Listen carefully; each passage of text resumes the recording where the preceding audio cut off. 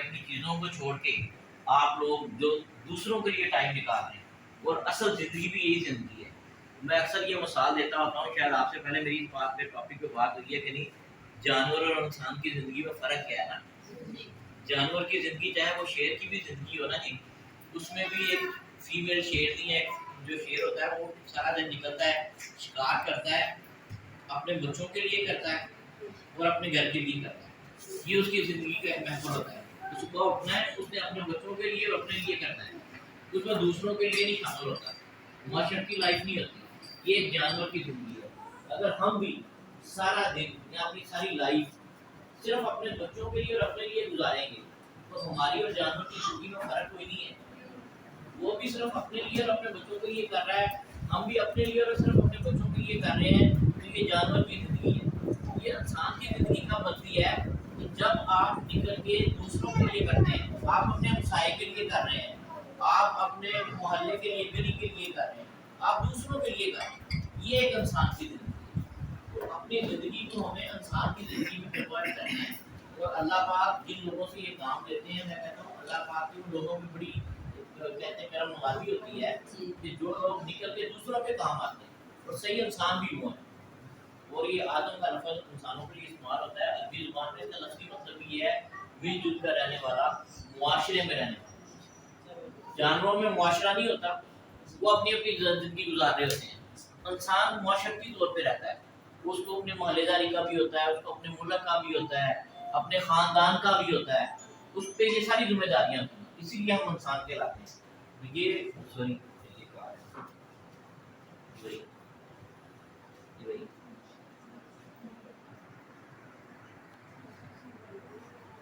ہاں میں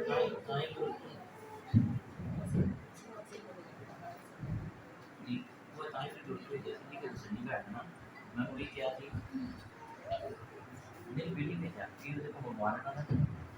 ہاں ہاں کل شامی ہاں وہ بھی نا میں کہیں پڑھ کے پرچیاں کو آگے بتانا چاہتے ہیں. ہاں ہاں ہاں ہاں ایک کنفرم کر دینا ہے. مگر مجھے اپنی بات رکھ دیا. تو اللہ پاک خیریت رکھے جی. آپ لوگوں نے اس میں اسٹیپ لیا ہے اور آگے الیکشنز بھی آ رہی ہیں، اور یہ بھی آپ لوگوں کو فخر ہونا چاہیے کہ ہمارے قائد میاں جویل لطیف صاحب، انہوں نے بھی اس شہر کے لیے بڑا پرفارم کیا ہے. میں بیٹیوں کے لیے تو ان کی جو کاوش ہے نا، یہ پیر بادشاہ کالج والی، میں ان کو ہمیشہ کہتا ہوتا ہوں کہ یہ آپ کا ساری عمر کا، بلکہ قیامت تک آپ کی آنے والی نسلوں تک کے لیے ایک ثواب کا ذریعہ بنتا رہے گا. کہ جب ہماری اس کالج میں ہمارے داخلے پورے ہو جاتے تھے نا، بچیوں والے کالج میں، تو ہم شیوپورہ کا ماحول ہے گاؤں کے ماحول کی طرح. ہم اپنی بیٹیوں کو نہ تو بسوں پہ ماحول دیکھ سکتے ہیں، نہ ہم وہاں پہ ہاسٹل پہ رکھنا پسند کرتے ہیں. ٹھیک ہے جی. 11ویں 12ویں کے بچوں کو ابھی اس طرح سے پرورش بھی دینی نہیں ہوئی ہوتی. کتنی بچیاں ہوتی ہوں گی جو گھر میں رہ جاتی ہوں. اب جب سے وہ کالج بن گیا، آپ کی نمبر آف سیٹس بڑھ گئی کالج میں، تو الحمدللہ وہ بہت ساری بچیاں جو پہلے رہ جاتی تھی وہاں پہ سیٹیں پوری ہوگی، بہت ساری بچیاں رہ گئی. سارے پیرنٹس اس کو بھیج تو نہیں سکتے تھے. تو وہ جس طرح سے وہ کالج میاں صاحب نے بنایا نا، ان کی ایک وقت کام کرتا ہوں میں، وہاں پہ سارے اڈے ہوتے تھے، ٹرکوں کے اڈے ہوتے تھے. بی بادشاہ میں وہ سارے اپنے اپنے علاقے کے چودھری تھے. ان سے وہ خالی کروانے کا مطلب تھا کہ آپ کے پتہ نہیں کس نے ووٹ خراب ہو جائے. مگر جو لیڈر ہوتا ہے، جو سیاستدان ہوتا ہے نا، وہ تو ووٹوں کی لالچ کرتا ہے. جو دوسری والا لیڈر ہوتا ہے نا، وہ اپنی اگلی نسلوں کو دیکھتا ہے کہ میری اگلی آنے والی نسلوں کا مستقبل اس سے جڑا ہے. میں سمجھتا ہوں کہ وہ جس طرح سے لڑ کے، جس طرح سے فائٹ کر کے وہ جگہ خالی کروائی گئی اڈے والوں سے، اور اس کے بعد وہاں پہ کالج بنایا گیا.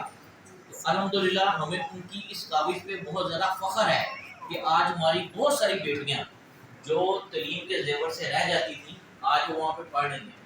ہر سال کتنی بیٹیاں وہاں سے مشاہدہ کرتی ہیں. ایسے اقدامات پہ ہم اپنے میاں جویل صاحب کے ساتھ کھڑے ہیں.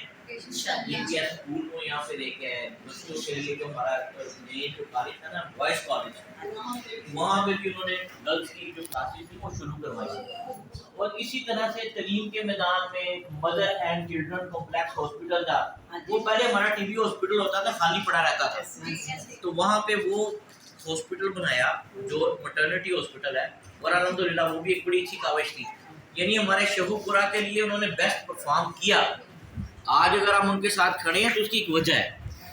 ان کے ساتھ آپ سے بھی کوئی آپ جائیں گی, کوئی کوشچن کرے گا, کوئی پوچھے گا بھی پی ڈی آئی کیوں نہیں بھی, کوئی اور جماعت کیوں نہیں بھی, آپ میاں جویل چیف صاحب کے ساتھ کیوں کھڑے ہیں؟ ہم ان کے ساتھ اس لیے کھڑے ہیں کہ انہوں نے اس شہر کے لیے بڑا کچھ کیا. ہم اپنے چوک چوراہے, نئے راستے, نئی روڈز دیکھیں. یعنی پورے شہو پورہ میں زندگی کے ہر میدان میں بہت خوبصورت پرفارم کیا. یہ وجہ ہے کہ آج ہم جویل لطیف صاحب کے ساتھ کھڑے ہیں. تو یہ چیزیں انشاءاللہ تعالیٰ آپ نے ان کو بتانی ہے. پھر اگر کوئی فیمیل ہے تو اس کو آپ نے انکرج کرنا ہے, اس کو مضبوط کرنا ہے. ٹھیک ہے نا جی. یہ پردہ, یہ چیزیں ہمارے راستے میں حائل نہیں ہوتی. ہم جتنی تعداد ہم جو نئے کنسنسز ہوئے ہیں نا, جو نئے ووٹس وغیرہ بنے ہیں, تو اس میں اب فیمیل کی تعداد تقریباً مردوں سے 5% زیادہ ہے. یعنی اگر مرد جو ہیں وہ 45% ہے, 55% عورتیں ہیں. آپ لوگوں کی اسٹرینتھ اس وقت زیادہ ہے. آپ لوگوں کو زیادہ ایکٹیولی پرفارم کرنا ہوگا, زیادہ آگے نکلنا ہوگا. میری تو ہمیشہ خواہش ہے, میں تو آج کل بلکہ سوچ رہا ہوں کہ کالجز اور بیٹیوں کے کالجز میں جاؤں, وہاں پہ بھی بیٹیوں کو انکرج کروں, کسی چیز کو اپنے راستے میں رکاوٹ نہ سمجھیں. آپ ایک کمپلیٹ ذات ہیں, آگے بڑھیں, مقابلہ کریں. کبھی بھی اپنے آپ کو سپیریئر نہ سمجھیں کہ ہم سپیریئر ہیں, کہ ہم شاید سیکنڈ درجے پہ اسٹینڈ کرتی ہیں. نہیں, صرف ذمہ داریاں اللہ نے علیحدہ ہمارے دین میں لگائی ہیں. ان ذمہ داریوں کو نبھاتے ہوئے بھی ہم لوگ آگے نکل سکتے ہیں اور بورڈلی نکل سکتے ہیں. اگر اماں عائشہ خاتون رضی اللہ تعالیٰ عنہ آپ صلی اللہ علیہ وسلم کی جو بیوی تھی, وہ ایک تاجر تھی, بزنس مین تھی. یعنی ہمارے دین نے کہیں پہ بھی منع نہیں کیا کہ عورت کام نہیں کر سکتی. عورت کام کرے گی تو میری بیٹیاں کسی بیٹی کے پاس جا کے پڑھیں گی, کسی فیمیل ڈاکٹر کے پاس اب تبھی جائیں گی اگر کوئی نکل کے آ کے ڈاکٹر بنے گی. کوئی وکیل بنے گی تو میری بیٹی جا کے کسی مرد وکیل کی بجائے کسی عورت وکیل کے پاس جا کے بیٹھ جائے گی. اور اگر ہم پڑھیں گے نہیں, زندگی کے ہر میدان میں آگے نہیں آئیں گے, تو جو 55% ہماری فیمیلز ہیں ان کو آگے ڈیل کرنے والی بھی تو عورتیں بیٹھی ہوں. تو زندگی کے ہر میدان میں آپ کو آگے نکلنا ہے. اسی طرح سیاست میں بھی آپ کا پورا حق ہے انشاءاللہ تعالیٰ. تو اس میں تو چاہوں گا آپ بھرپور اس سلیکشن میں پرفارم کریں. آپ میں سے بہت سارے چہرے انشاءاللہ تعالیٰ مجھے ایسے لگ رہے ہیں کہ جو آگے, جیسے رحیلہ بہنا تھی ہماری, انہوں نے کوشش کی, آج یہ سٹی کی صدر ہے. آج چاہے ان کے پاس اتنے اختیارات, اتنے وسائل نہیں ہیں, مگر انشاءاللہ تعالیٰ ان کے پاس وہ سارے وسائل بھی آئیں گے, وہ اختیارات بھی آئیں گے. اور آپ میں سے انشاءاللہ تعالیٰ بہت سارے چہرے آگے نکل کے نکھر کے آئیں گے, اور انشاءاللہ تعالیٰ اس شہر کی بھاگ دوڑ میں آپ کا ایک کردار ہوگا انشاءاللہ تعالیٰ. تو اس کو آپ نے لائٹ نہیں لینا. یہ ایک اچھا فریضہ ہے جو اللہ پاک نے جس کے لیے آپ کو چنا ہے. یہ کوئی انسان کسی کو نہیں اس کام کے لیے چنتا, اللہ پاک چنتے ہیں. یہ سمجھیں آپ کا چناؤ اس اللہ پاک نے کیا ہے. آپ سے وہ کوئی کام لینا چاہتا ہے انسانیت کے لیے, اور آپ نے وہ انسانیت کے لیے کام کر کے دکھانا ہے. اگر اللہ نے آپ کو چنا ہے تو آپ نے اس چناؤ پہ پورا اترنا ہے انشاءاللہ تعالیٰ. تو اس الیکشن میں ہم نے ایک بھرپور کردار ادا کرنا ہے انشاءاللہ تعالیٰ. فیمیلز کو گھروں میں جا کے کنوینس کرنا ہے. اللہ پاک ہمارے شیو پورہ کے بھی حالات بدلے گا, اسی طرح ہمارے پاکستان کے بھی حالات بدلیں گے. میاں نواز شریف صاحب کے ساتھ اگر میاں جویل لطیف صاحب کھڑے ہیں, تو جس طرح میں نے میاں صاحب کے کارنامے بتائے ہیں, میں آپ کو بتاتا چلوں کہ پورا پاکستان کو بنے ہوئے آج کوئی تقریباً 76-77 سال ہو گئے. اس میں میاں نواز شریف صاحب کی جو گورنمنٹ رہی ہے تقریباً 9.25 سال رہی ہے. یعنی 77 ایئرز میں 9.25 سال میاں نواز شریف صاحب برسر اقتدار رہے ہیں ایز اے وزیر اعظم. تو انہوں نے جو پاکستان کے لیے کیا ہے وہ کیا کیا کام ہے. 1990 میں جب وہ پہلی دفعہ پاکستان میں آئے, حکومت پہ آئے, تو سب سے پہلے انہوں نے پاکستان کو, اس سے پہلے پاکستان میں انڈسٹری صحیح نہیں تھی, بہت کم انڈسٹری تھی. 1990 میں سب سے پہلے ٹیکسٹائل یونٹ پاکستان میں لگنے شروع ہوئے. اگر آپ گوگل پہ بھی جا کے اس کو کھولیں تو پہلی دفعہ دنیا نے پاکستان کو سیمی انڈسٹریل زون کہا. کہ پاکستان سیمی انڈسٹریل زون بن گیا, اس میں اتنی انڈسٹری لگ گئی ہے. 1990 کی بات کر رہا ہوں. اس کے بعد 96 میں جب وہ دوبارہ آتے ہیں حکومت میں, تب انہوں نے پاکستان کو موٹر ویز کا تحفہ دیا, اور اسی ڈیوریشن میں انہوں نے پاکستان کو ایک ایٹمی طاقت بنایا. آج ہمارے سامنے فلسطین کے حالات ہیں. جن ممالک میں عسکری قوت کمزور ہے ان کا حال ایسا ہوتا ہے جو آج فلسطین کا ہے. یعنی وہ مر رہے ہیں, مارے جا رہے ہیں, ان کے پاس نہ ہتھیاریں ہیں, نہ ان کے پاس لڑنے کے لیے کوئی اچھے ہتھیار ہیں, نہ میزائل ٹیکنالوجی, کچھ بھی نہیں ہے. جتنی میزائل ٹیکنالوجی, جتنی ایٹمی طاقت پہ ورک ہوا, سارے کا سارا میاں نواز شریف صاحب کی گورنمنٹ میں ہوا. اور اس کے بعد تھرڈ ٹائم کی اگر ان کی حکومت کریں وہ لے آئیں, اس میں بھی انہوں نے سی پیک لے کے آئے. آپ کو پتا ہوگا کہ 18 گھنٹے 2013 میں بجلی بند رہتی تھی, ٹھیک ہے نا جی. آج کل پھر وہی حالات بنے ہوئے ہیں. تو 3-4 گھنٹے 24 گھنٹوں میں بجلی آتی تھی. بجلی کے بے انتہا نئے کارخانے لگائے گئے, کراچی سے دہشت گردی کو ختم کیا گیا. یہ جو 4-5 کام ہیں میاں نواز شریف صاحب کے 9.25 سال کے, آپ یہ کام نکال دیں 77 سالوں میں سے, تو دیکھیں پاکستان کے پاس بچتا کیا ہے. نہ میٹرو ٹرینز بچیں گی, نہ موٹر ویز بچیں گی, نہ ایٹمی طاقت رہیں گے, نہ وہ بجلی کے کارخانے بچیں گے, نہ ٹیکسٹائل انڈسٹری بچے گی. اگر صرف 9.25 سال کے ان کے کام نکال دیں آپ 77 سالوں میں سے, تو آپ نے لوگوں کو بتانا ہے کہ آج اس شخص سے اگر ہمیں دوبارہ امید ہے تو اس امید کی وجہ یہ ہے کہ 9.25 سال میں, پاکستان کے 77 سالوں میں 9.25 سال میں انہوں نے جو پرفارم کیا ہے وہ اتنا ہے کہ وہ اگر ملک سے نکال دیں تو ہمارے پاس کچھ نہیں بچتا.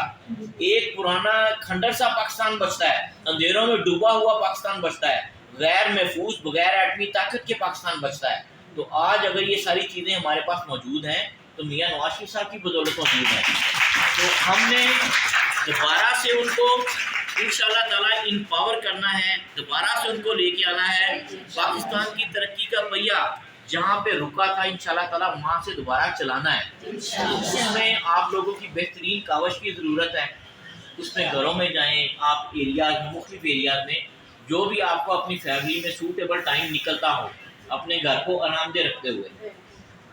سب سے پہلی تو میں یہی ہمیشہ کہوں گا کہ گھروں میں امن سکون ہونا چاہیے. گھر کی زندگی بھی ڈسٹرب نہیں ہونی چاہیے.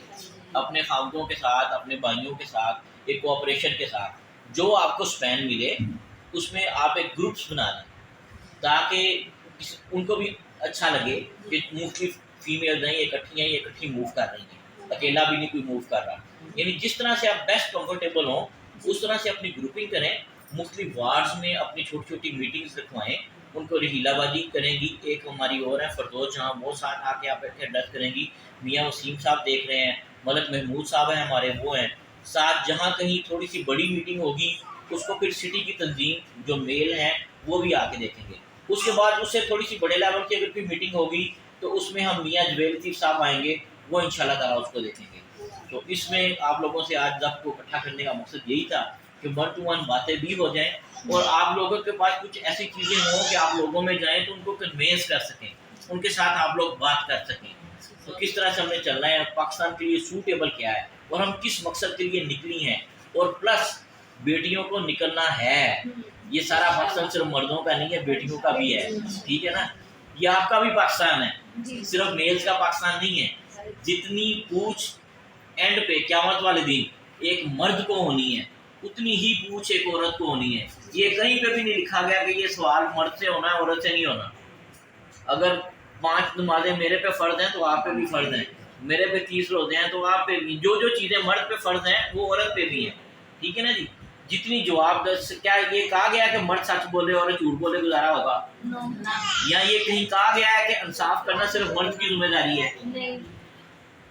ہر ذمہ داری جو دین نے لگائی ہے جتنی مرد پہ ہے اتنی عورت پہ ہے. ماس وائے مخصوص چند چیزوں کے جو ان میں ایک ڈفرینس رکھا گیا ہے, وہ ڈفرینس ہے, اس ڈفرینس کے حساب سے کچھ ذمہ داریاں علیحدہ ہیں.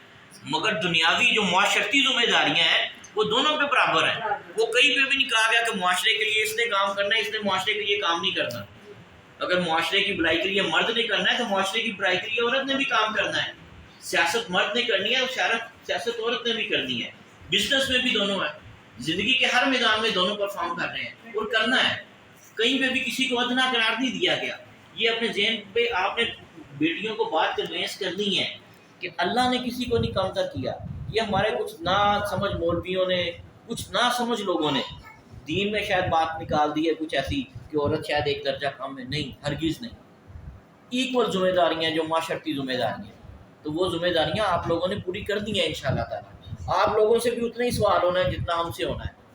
تو لہٰذا یہ جواب دہ آپ اللہ کو بھی ہیں اور اپنے معاشرے کو بھی ہیں، اپنے ملک کو بھی ہیں.